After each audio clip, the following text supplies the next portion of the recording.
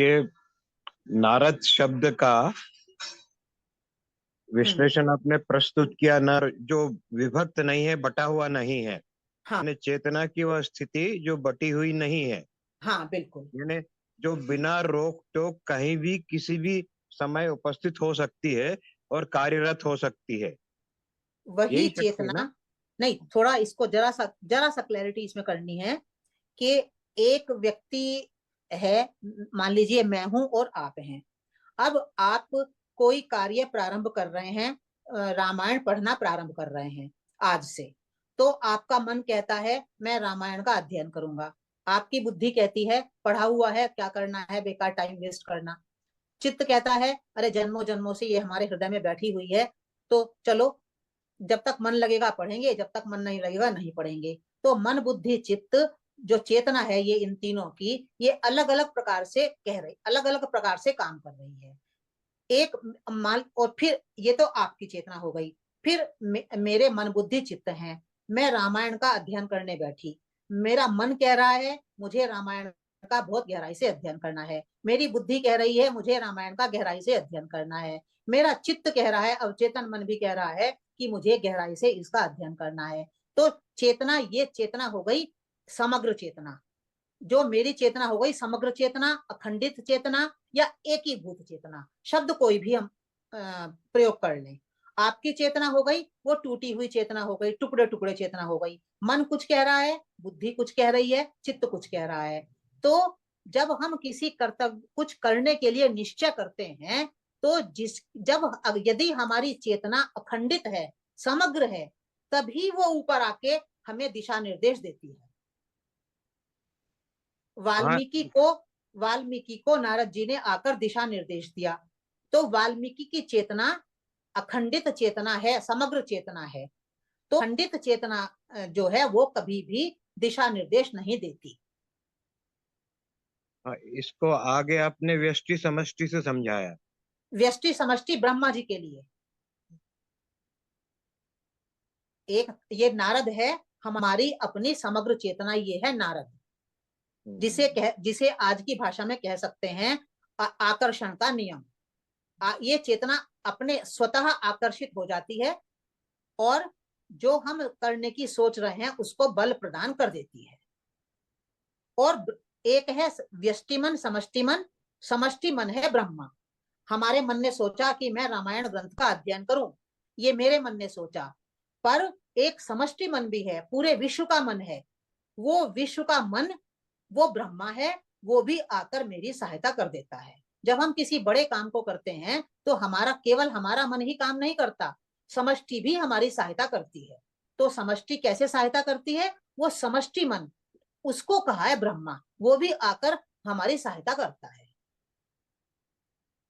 तो हाँ, वाल्मीकि को दो तरफ से सहायता मिली, एक नारद जी से सहायता मिली और एक ब्रह्मा जी से सहायता मिली। तो अब क्लियर हुआ थोड़ा? हाँ, क्रिया क्लियर हुआ। वो सारा अस्तित्व हमारी सहायता करता है। वो जैसे कहते कर्म हैं ना शक्ति। कि महापुरुष को किसी बाहरी निर्देश की आवश्यकता नहीं होती। महापुरुष स्वतः निर्देशित होते हैं, अंदर से ही उनको निर्देश प्राप्त होता है। तो उस तो का मतलब क्या है? उसका मतलब यही है, वो स्वतः निर्देशित क्यों होते हैं? क्योंकि उनकी जो एकीभूत चेतना है वो भी हेल्प करती है और जो पूरी समष्टि उनकी हेल्प करती है। ये अरद और ब्रह्मा दोनों हेल्प करते हैं, तभी महान पुरुष बड़ा काम कर पाते हैं। ये बहुत इंपॉर्टेंट बात कही है उन्होंने।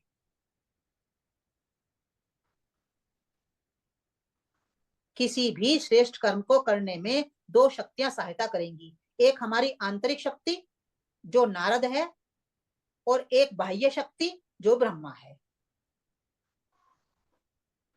हाँ, यहाँ थोड़ा सा मेरे को ये लग रहा है कि जो महर्षि वाल्मीकि थे, हाँ उन्होंने तात्विक रूप से इसकी रचना की है और वो इन तत्वों को समग्र रूप से समझते हुए हमारे समक्ष प्रस्तुत कर रहे हैं। हाँ तात्विक। अच्छा। ये तो ईश्वर की देखिए, ईश्वर ने किसी को माध्यम बनाता है और ज्ञान तो ईश्वर के पास ही रहता है।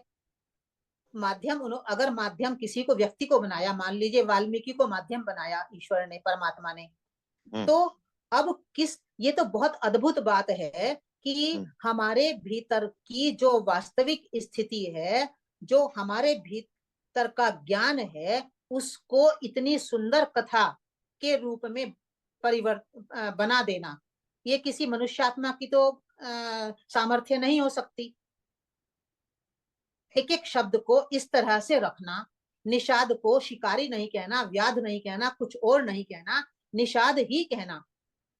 अगर शब्दों को ही हमें समझना पड़ेगा, क्योंकि शब्द ही महत्वपूर्ण है। एक एक शब्द की व्युत्पत्ति को समझ जाएंगे तो उस व्युत्पत्ति से ही वो चीज निकल के बाहर आएगी। निषाद अर्थात निचले स्तर पर बैठने वाली चेतना। वो कौन है?